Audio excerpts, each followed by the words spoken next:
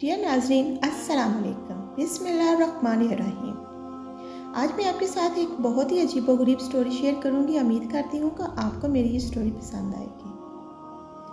मैं घर के कामकाज निपटा रही थी कि जब ही मुझे अपने बराबर वाले घर में से छोटे बच्चों की रोने की आवाज़ें आने लगी।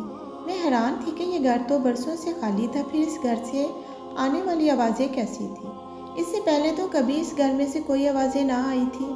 फिर मैं इन आवाज़ों को अपना वहम समझकर फिर से घर के कामकाज में मसरूफ़ हो गई, लेकिन थोड़ी ही देर बाद ये आवाज़ें मुझे फिर से सुनाई दी।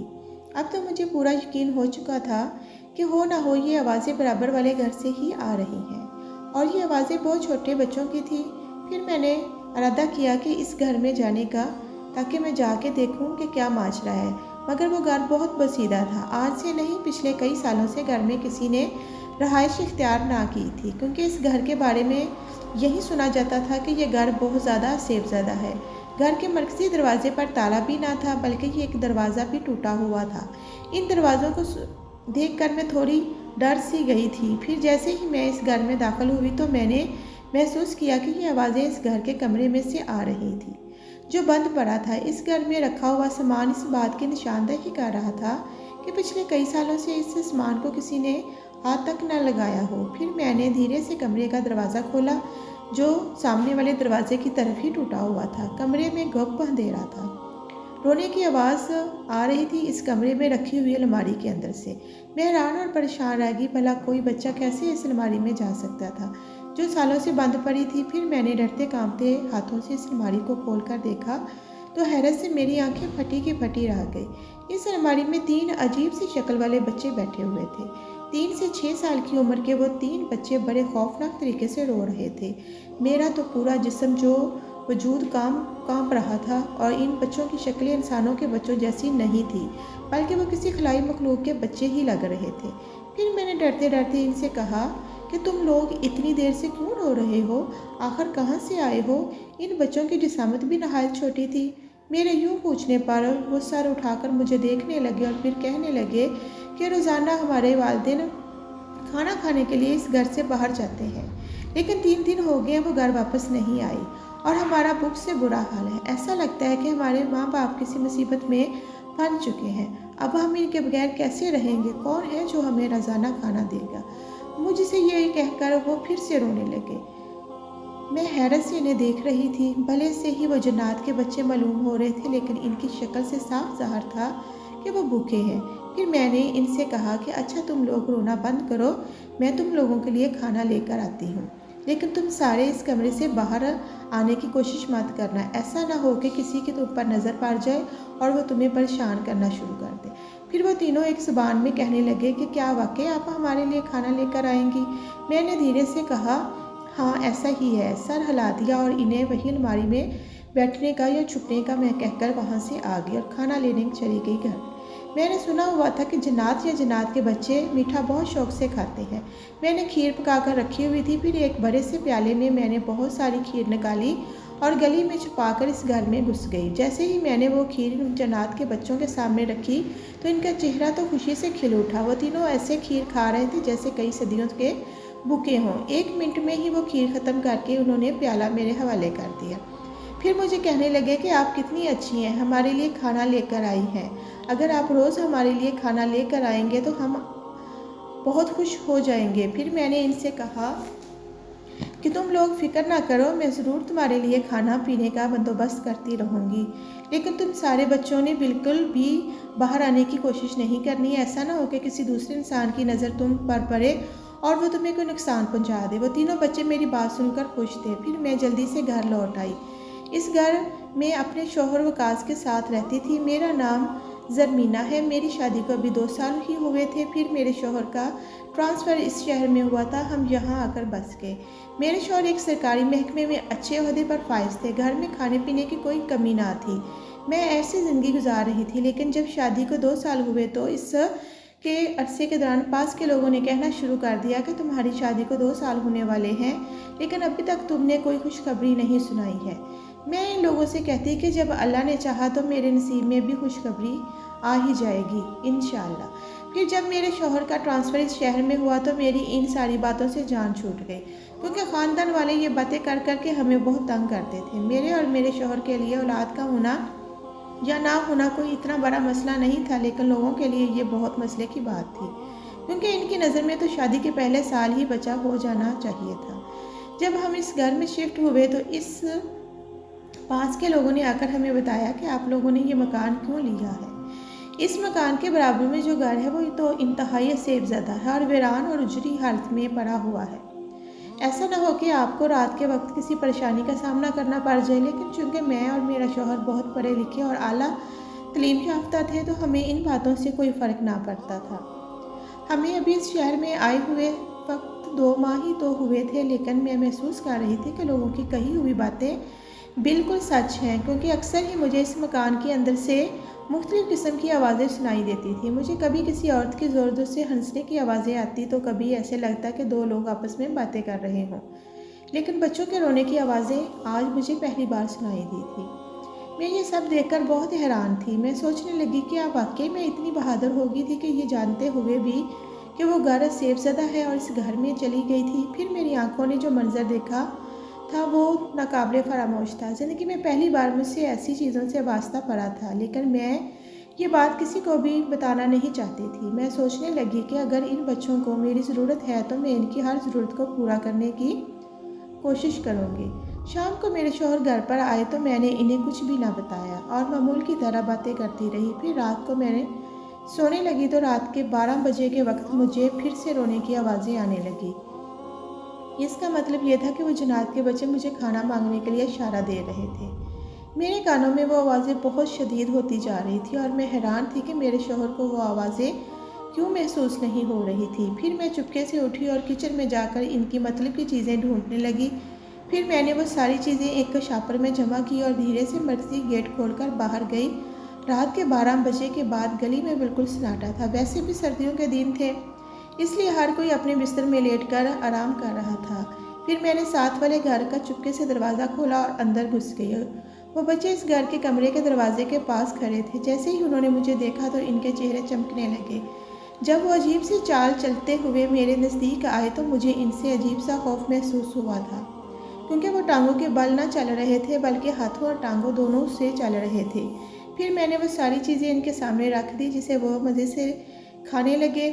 मैं इनसे ये पूछना चाहती थी कि आखिरकार इनके माँ बाप कहाँ गए थे, जहाँ से वो वापस ना अभी तक आए थे। लेकिन फिर मैंने सोचा कि कहीं इनके माँ बाप का जिक्र इनके सामने करके मैं इनको दुखी ना कर दूँ, इसलिए कुछ सोच कर चुप हो गई। फिर इन्हें कहने लगी कि तुम लोग फिक्र ना करो, जब तक तुम्हारे माँ बाप वापस नहीं आते मैं तुम्हारा हर तरीके से ख्याल रखूँगी। वो लोग खुशी से सर हिला रहे थे। फिर मैं चुपके से आकर अपने बिस्तर में लेट गई।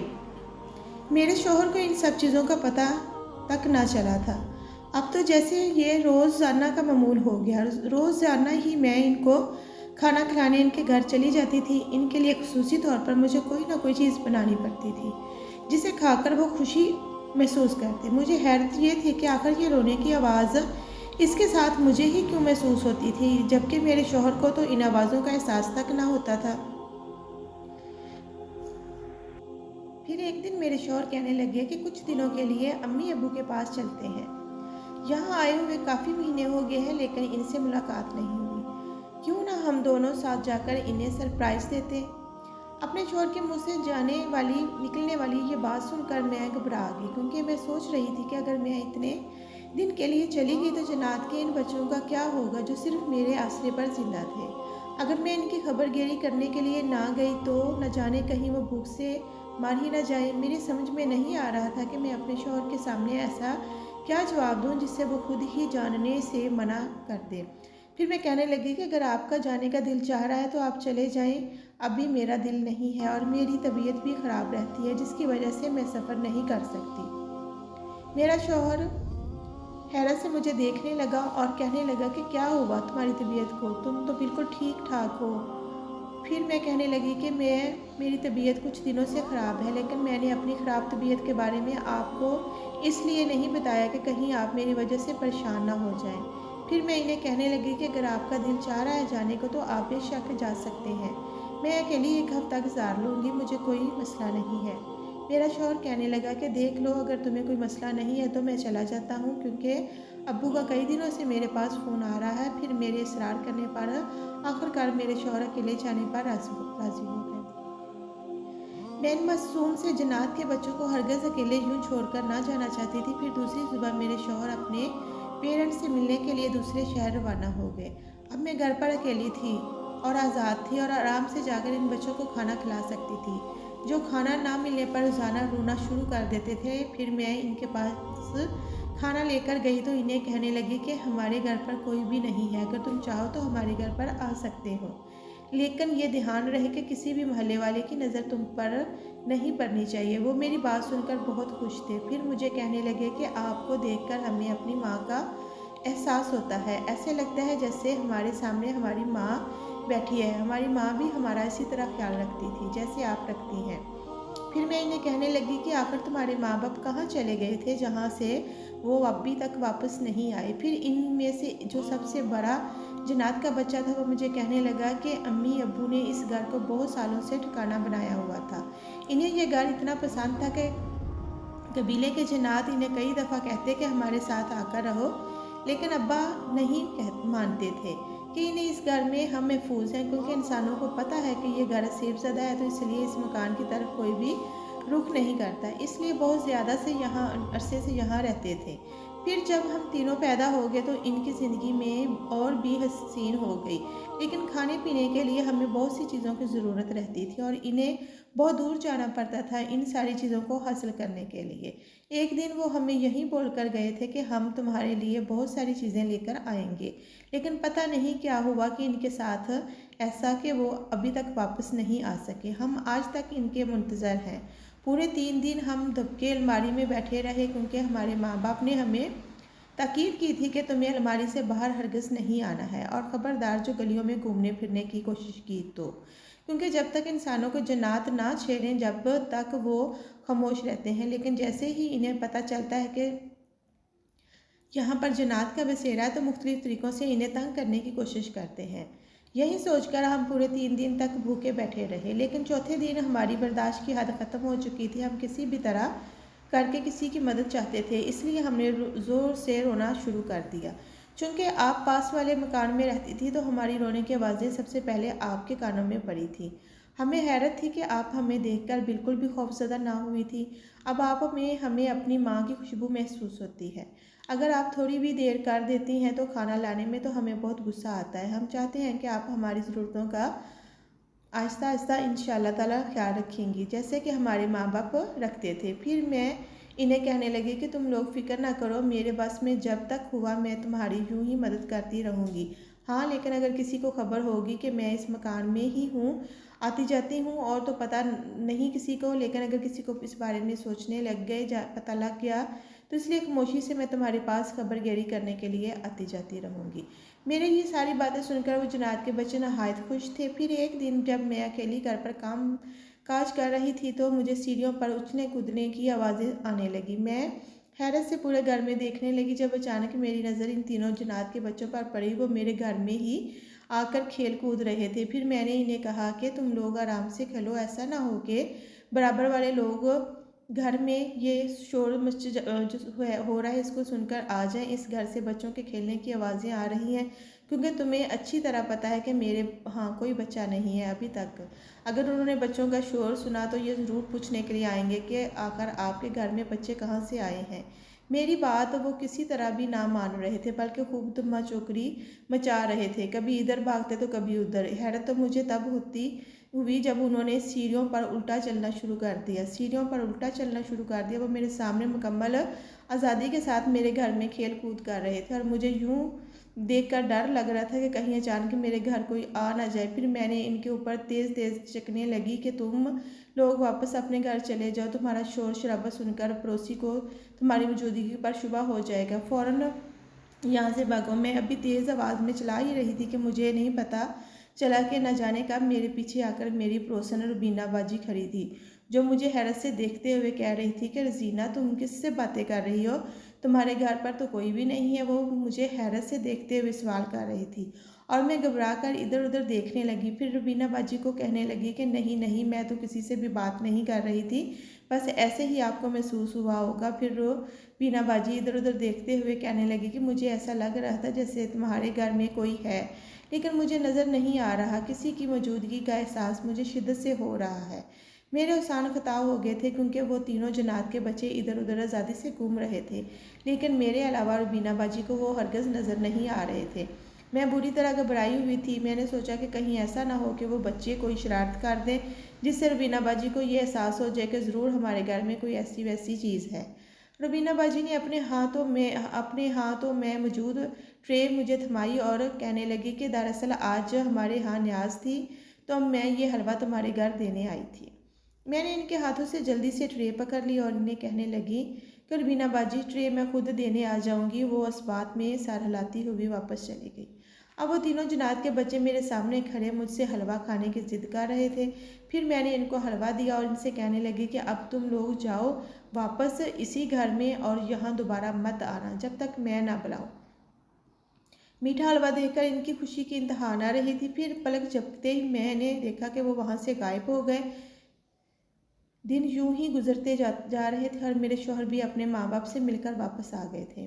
वो मुझसे पूछ रहे थे कि तुम्हें मेरे जाने के बाद कोई परेशानी तो नहीं हुई, लेकिन मैंने इन्हें कहा कि आप फिक्र ना करें, मैं बिल्कुल ठीक हूँ। मुझे इस बात पर हैरत थी कि जो दिन गुजर रहे थे वो जन्नात के बच्चे इतनी तेज़ी से बड़े हो रहे थे। अब उन्होंने ज़्यादातर घर से बाहर निकलना शुरू कर दिया था और वो अक्सर ही रातों को उठ कर मेरी छत पर कूद आते धमकते। इनकी आवाज़ें सिर्फ मुझे सुनाई देती थी, मेरे शौहर को इनकी कोई खबर भी ना होती थी।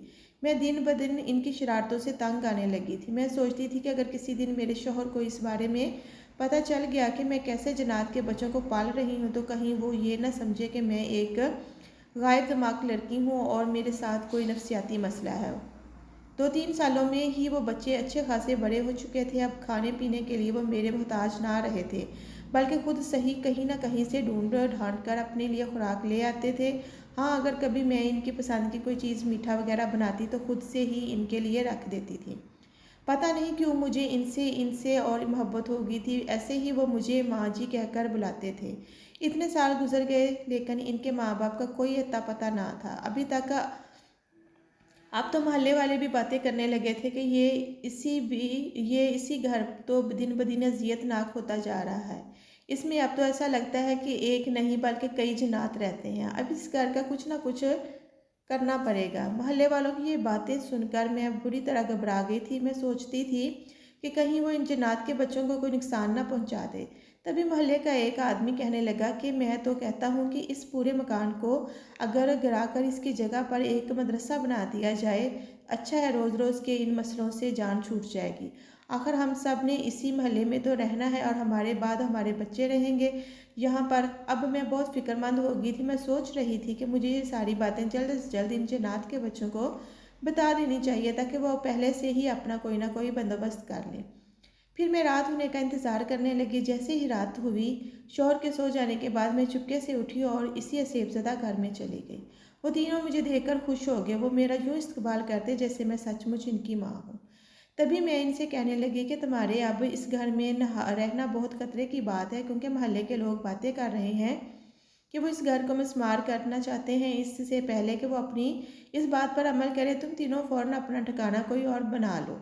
वैसे भी अब तुम इस काबिल हो गए हो कि अपने लिए खुराक का खुद बंदोबस्त कर सकते हो और अब तुम्हें किसी की कोई ज़रूरत नहीं है। वो तीनों मेरी बात सुनकर उदास हो गए। फिर कहने लगे कि ये ठिकाना हमारा बचपन से है और हम इसी में पैदा हुए थे। हम आपसे भी दूर नहीं जाना चाहते हैं, क्योंकि हमें आपकी बहुत आदत हो गई है, लेकिन हमें आपकी बात भी माननी पड़ेगी क्योंकि आपने हमारे भले के लिए ही ये सब कह रही हैं। हम जल्द ही अपना कोई और ठिकाना ढूंढ लेंगे और यहाँ से चले जाएंगे, लेकिन एक बात याद रखिएगा, आपका एहसान हमारे ऊपर बहुत बड़ा है और हम इस एहसान को चुकाना चाहते हैं, भले वो किसी भी सूरत में हो। ज़िंदगी में हम जब कभी भी देखेंगे आपको हमारी मदद की ज़रूरत हो तो हम फ़ौरन आपके पास हाज़िर हो जाएंगे। आपने हमारा इस वक्त साथ दिया जब हमारी दुनिया में कोई ना था। आपके कहने पर हम यहाँ से जा रहे हैं, लेकिन आपको हम ज़िंदगी भर नहीं भूल पाएंगे। ये कहकर वो तीनों ज़ोर ज़ोर से रोने लगे। मैं भी इनकी बातें सुनकर अफसुर्दा थी। न जाने मुझ में ही वो तीनों क्यों महसूस हो रही थी। इस घर में इनकी मौजूदगी का सबसे ज़्यादा एहसास मुझे होता था।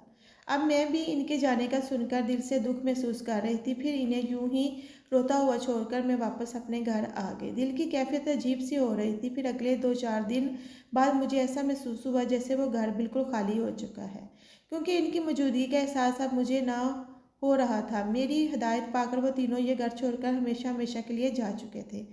मैं काफ़ी दिन तक उदास रही। फिर अपने दिल को घर के कामों में लगाने लगी, कोशिश करने लगी। ज़िंदगी का ये वक्त शायद मैं अपनी ज़िंदगी में कभी नहीं भूल पाऊँगी। यूँ मेरी शादीशुदा ज़िंदगी को किस तरह 10 साल गुजर गए पता ही न चला, लेकिन मेरे दामन में औलाद की खुशियाँ अभी तक ना आई थी। अब तो मेरा शौहर भी उदास रहने लगा था। जब दूसरों के घरों में बच्चे हंसते खेलते नजर आते तो मैं फिर दिल से उदास हो जाती। इतने डॉक्टर्स को दिखाने के बावजूद भी मेरी बीमारी किसी को समझ नहीं आ रही थी। बल्कि एक डॉक्टर ने तो ये तक कह दिया कि आप कभी भी माँ नहीं बन सकती, क्योंकि आपके अंदर माँ बनने के जरासीम मौजूद ही नहीं है। मैं सोचती कि ऐसा कैसे हो सकता है, भला मैं एक औरत हूँ और हर औरत के अंदर ये ख्वाहिश होती है कि वो अपनी औलाद को जन्म दे। लेकिन अगर मेरे नसीब में ये खुशी नहीं है तो भला मैं कैसे अपनी ज़िंदगी गुजार पाऊँगी। अब मेरे ससुराल वालों ने भी मेरे शौहर के ऊपर जोर डालना शुरू कर दिया था कि ज़रीना तुम्हें कभी भी औलाद की खुशी नहीं देगी, इसलिए तुम्हें संजीदगी से कुछ अपने बारे में सोचना चाहिए। अगर तुम इस दुनिया में आए हो तो यूं ही बेनाम निशान इस दुनिया से चले ना जाना। तुम्हारे पीछे कोई तो हो जो तुम्हारा नाम लेने वाला हो, जिससे तुम्हारी नस्ल चल सके। अब मेरा शौहर भी इनकी बातें संजीदगी से सोच रहा था। मेरे साथ ही इनका रवैया दिन ब दिन बदलता जा रहा था। मैं ये देखकर बहुत परेशान थी कि औलाद ना होने की वजह से अब वो भी मुझे अपनी ज़िंदगी से निकालना चाहता था। ये देख देख कर मेरा दिल कटता। मैं सोचती कि अगर मेरे नसीब में औलाद नहीं है तो मैं इसमें मेरा क्या कसूर है। शायद बनाने वाले ने मेरा मुकद्दर ही ऐसा बनाया है। लेकिन ये बात मेरे ससुराल वालों को समझ ना आती थी, क्योंकि जब भी मेरा शौहर अपने घर वालों से मिलकर आता तो इसका रवैया मेरे साथ नहायत ख़राब होता। दिन ब दिन हमारी शादीशुदा ज़िंदगी में तलखी गिरने लगी थी। ये तलखी मेरी तरफ से ना होती बल्कि मेरे शौहर की तरफ से थी। मैं तो खुदा की रज़ा में राज़ी थी कि अगर मेरे नसीब में औलाद नहीं है तो क्यों ना हम किसी की औलाद को लेकर पाल लेते हैं, लेकिन इस बात पर मेरा शौहर हरगिज़ राज़ी ना था।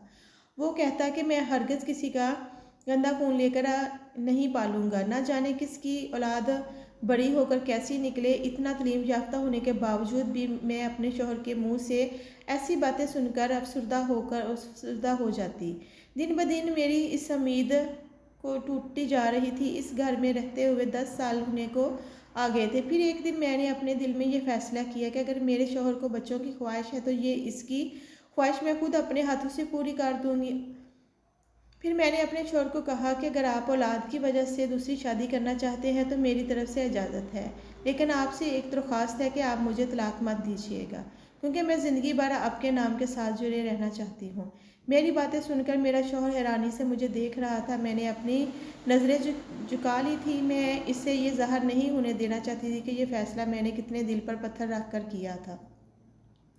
वो तो जैसे मेरी रजामंदी की तलाश में था, क्योंकि मेरी रजामंदी की बातें ही इसने अपने माँ बाप से कह दिया था कि वो इसके लिए कोई औरत या लड़की देख लें जो मेरे साथ दूसरी शादी करने पर रजामंद हो। मर्द को तो वैसे ही दूसरी शादी का चस्का होता है। इसे बहाना चाहिए था कि वो किसी भी तरह से पहली औरत से छुटकारा पाकर दूसरी औरत को अपनी ज़िंदगी में ले आए। फिर वो साहब हैसियत था। इसके पास दौलत की कोई कमी ना थी, क्योंकि इतने साल से सरकारी नौकरी पर होने की वजह से इसने कोई खर्चा ना होने की वजह से अपने बैंक बैलेंस में बेपनाह इजाफा किया हुआ था। इससे तो कोई भी ज़रूरतमंद लड़की या औरत आराम से शादी कर लेती। फिर कुछ दिनों बाद मेरे शौहर ने मुझे कहा कि अम्मा ने मेरे लिए एक लड़की ढूंढ ली है तो मुझसे दूसरी शादी करना चाहती है, इसलिए मैं कुछ दिनों के लिए अपने भाई के पास गांव जा रहा हूँ। मैंने इसकी तरफ नज़र उठाकर देखा तो वो मुझसे नज़रें चुराने लगा। कितनी खुशी से वो दूसरी शादी पर राज़ी हो गया था। लेकिन अगर मेरे दिल में इतनी ख्वाहिश होती है औलाद की तो मैं किसी कीमत पर भी कभी भी इसको ना छोड़ सकती थी। शायद यही फ़र्क होता है एक औरत और एक मर्द की मोहब्बत में। अब मैं अपनी तन्हाई काट रही थी। अगर मेरे नसीब में भी एक औलाद होती तो शायद ज़िंदगी में ये इस तरह की अजियत का मैं शिकार ना होती। फिर एक हफ्ते बाद मेरा शौहर मेरी सौतन के साथ घर वापस आ गया। वो इतनी मॉडर्न और फैशनेबल थी कि इसे देखकर ऐसा गुमान होता कि इसका ताल्लुक किसी नाचने गाने वाली ख़ानदान से है, क्योंकि इसके अंदर बेशुमार अदाएँ थी। इसने अपनी वो अदाएँ दिखा दिखाकर मेरे शौहर को पूरी तरह से पागल कर दिया था। वो सिर्फ 1 हफ्ते में ही इस पर बुरी तरह लट्टू हो चुका था। अब मेरी हैसियत घर में किसी कोने में पड़े कचरे से कम ना थी। दोनों साथ उठते, साथ नाश्ता करते और एक दूसरे में मगन रहते। मेरी सौतन मेरे से बात तक ना करती थी, बल्कि मुझे देखकर नफरत से मुंह फेर लेती थी। हालांकि 2-3 दफ़ा मैंने इससे दोस्ती कायम करने की कोशिश की थी, ताकि मेरा और इसका रिश्ता का मोहब्बत का नाम सही ना सही लेकिन एहतराम का तो हो ही जाए। लेकिन वो किसी भी तरह से मुझसे बात तक करने पर राज़ी ना थी। फिर एक दिन इसकी माँ घर पर आई। मेरी सौतन, जिसका नाम नीलोफर था, इससे कहने लगी कि तुमने ये क्या ढोल अपने गले में बांधा हुआ है। अपनी इस सौतन को यहाँ से चलता करो। किसी भी तरह अपने शौहर से बोलकर इससे तलाक दिलवा कर इस घर से निकलवा दो। वो दोनों माँ बेटी कमरे में बैठकर बातें कर रही थी और इनकी सारी बातें मैं खामोशी से सुन रही थी। मैं सोच भी नहीं सकती थी कि उन्होंने मेरे खिलाफ अपने दिल में इतनी नफरत पाली हुई थी। अब मैं फिक्रमंद रहने लगी और सोचने लगी कि ना जाने कब मेरी सौतन के कहने पर मेरा शौहर मुझे तलाक दे दे। नहीं, अगर इसने ऐसा कर दिया तो भला मैं कहाँ जाऊँगी, क्योंकि मेरे माँ बाप तो हयात नहीं थे, बल्कि सिर्फ एक भाई था, वो भी दूसरे मुल्क में रहता था। अब जैसे ज़िंदगी मुझ पर तंग होने लगी थी। अब मेरा शौहर पूरी तरह से नीलोफर पर फिदा था। इसकी हर बात पर जान निछावर करने के लिए तैयार रहता था। शायद वो किस्मत की भी अच्छी थी, क्योंकि शायद शादी के सिर्फ 2 माह बाद ही इसने मेरे शौहर को यह खुशखबरी सुना दी कि वो माँ बनने वाली है। अब तो जैसे इसके पाँव ज़मीन पर ही ना लग रहे थे, बल्कि मेरे शौहर ने मुझे हदायत की कि तुम इसका पूरी तरह ख्याल रखना। नीलोफर को घर में किसी किस्म की कोई तकलीफ़ नहीं होनी चाहिए। अब मैं मुकम्मल तौर पर इसकी नौकरानी बन चुकी थी। मैं सोचने लगी कि कहाँ मैं मेहरानी बनकर इस घर में ऐश की ज़िंदगी गुजार रही थी, और अब नौबत ये आ गई है कि मुझे अपनी सौतन की चौकरी करनी पड़ रही है। फिर एक दिन मेरे दिल ने फैसला किया कि इससे पहले कि बच्चा हो जाने के बाद मेरा शौहर मुझे तलाक देकर छोड़ दे, मैं चुपचाप इस घर को छोड़कर कहीं चली जाती हूँ। इससे पहले कि तलाक का कलंक मेरे माथे पर लगे और दुनिया मुझे तलाक याफ्ता होने का ताना दे, मैं किसी को बिना बताए ही यहाँ से चली जाऊँगी। अब मैंने अपने बैग में चंद जोड़े रखे और फिर साथ वाली पड़ोसन के हाथ में एक ख़त थमा दिया, जिस पर लिखा था कि मैं तुम्हारा घर इस डर से छोड़कर जा रही हूँ कि कहीं तुम मुझे तलाक ना दे दो। तुम्हारी ज़िंदगी में दूसरी बीवी आ गई है, जल्द ही तुम्हारा बच्चा भी इस दुनिया में आ जाएगा, लेकिन एक मेहरबानी मुझ पर करना कि मेरे नाम के साथ जुड़ा हुआ जो तुम्हारा नाम है कभी ना मिटने देना। इसलिए मुझे कभी भी तलाक ना देना, फ़क्त बदनसीब ज़रीना। यह ख़त देकर मैंने अपनी पड़ोसन को ताकीद की कि ये सिर्फ तुमने मेरे शौहर को ही दे देना है। वो लाख मुझसे पूछती रह गई कि ज़रीना, आखिर तुम्हें क्या हो गया है, तुम कहाँ जा रही हो, लेकिन मैंने इससे कुछ भी ना बताया। मैंने घर से निकलते वक्त सिर्फ अपनी ज़रूरत की चंद चीज़ें ली, अपने बैग में रखी, और इतने पैसे थे कि मैं कहीं ना कहीं अपना ठिकाना ढूंढ ही लूँ। मेरी मंजिल ना जाने कौन सी थी, मुझे कुछ पता ना था। फिर मैं चुपचाप रेलवे स्टेशन पहुंच गई और अनजाने सफ़र पर जाने की तैयारी करने लगी। फिर मैं रेल के आखिरी स्टेशन पर उतर गई। मैं जिस शहर में रहती थी वहाँ से सैकड़ों मील दूर आ गई थी। फिर मैंने हॉस्टल में एक छोटा सा कमरा ले लिया और वहाँ रहने लगी। जब मैंने हॉस्टल वालों को अपने दस्तावेज़ात दिखाए तो वो मेरी तालीम देखकर हैरान रह गए और फिर मुझे कहने लगे कि आप हमारे यहाँ एक दूसरे हॉस्टल में कमरा ले लें, वहाँ पर एक वार्डन की ज़रूरत है। आप वो वार्डन की नौकरी भी साथ कर लेंगी ताकि आपको कोई रोज़गार का मसला भी ना होगा। वो हॉस्टल दरअसल गर्ल्स कॉलेज की लड़कियों का है और वहाँ पर एक वार्डन की ज़रूरत है। मैं इनके मुंह से ये बातें सुनकर हैरान थी। अभी तो मैंने किसी से नौकरी का कहा भी ना था और ये खुद मुझे नौकरी की ऑफ़र कर रहे थे। भला मुझे और क्या चाहिए था। मैंने बाखुशी इनको कह दिया कि ठीक है, मैं ये नौकरी ज़रूर करना चाहती हूँ क्योंकि मुझे इस वक्त इसकी सख्त ज़रूरत है। मैं दिल ही दिल में बेतहाशा खुश थी। फिर इनके बताए हुए दूसरे हॉस्टल में आकर रहने लगी। कम उम्र खूबसूरत लड़कियां इस हॉस्टल में रहती थी जो अपनी उम्र के हिसाब से बहुत मासूम और भोली भाली दिखाई देती थी। कोई शहर से आकर रह रही थी तो कोई गांव से आकर। इन सारी लड़कियों ने मुझे अपनी जवानी नज़र आ रही थी। गो कि अभी मेरी इतनी उम्र ना थी लेकिन इतनी कम भी ना थी जितनी हॉस्टल में रहने वाली लड़कियों की उम्रें थीं। जब हॉस्टल की लड़कियों ने मेरी नर्म मिजाजी को देखा तो इनमें से एक लड़की जिसका नाम महक था वो मुझे कहने लगी कि मैडम आप कितनी अच्छी हैं, जबकि आपसे पहले जो वार्डन यहाँ नौकरी करती थी वो तो बहुत सख्त मिजाज थी और लड़कियों को ख्वाह ही डांटती रहती थी। मैं इसकी बात सुनकर मुस्कुरा देती। वो महक नाम की लड़की बहुत मासूम और भोली भाली सी थी। अक्सर ही मेरे पास किसी न किसी काम से आ जाती थी। फिर एक दिन वो मुझे कहने लगी कि मैडम आपको पता है कि वो पहले वाली वार्डन यहाँ से क्यों भागी है नौकरी छोड़कर। मैं इसकी तरफ सवालिया नज़र से देखने लगी। वो फिर कहने लगी कि अच्छा बताओ क्यों भागी हैं आखिर वो नौकरी छोड़कर। तो महक बड़े डरमाई अंदाज में कहने लगी कि मैडम दरअसल इस हॉस्टल में मशहूर है कि हॉस्टल सेफ ज़्यादा है। रात को यहाँ लड़कियों को जन्नात वगैरह नज़र आते हैं। कई लड़कियों ने इन्हें यहाँ चलते फिरते देखा है। अगर कोई लड़की तेज़ खुशबू लगा ले तो सुना है कि इसे जन्नात सुनकर फ़ौरन इसके अंदर आ जाते हैं। मैं इस लड़की महक की बातें सुनकर बेसाख्ता हंस पड़ी। फिर इसे कहने लगी कि अच्छा ये सारी बातें किसने फैलाई हैं और अभी तक इन जन्नात ने किसको क्या नुकसान पहुंचाया है। फिर वो मुझे कहने लगी कि मैडम नुकसान का तो पता नहीं है, लेकिन काफ़ी लड़कियां ऐसी हैं जो रात को डर डर कर चीखती हैं। ये बात वार्डन को पता चल गई थी कि यहाँ पर जन्नात का असर है, इसलिए उन्होंने नौकरी छोड़ दी थी।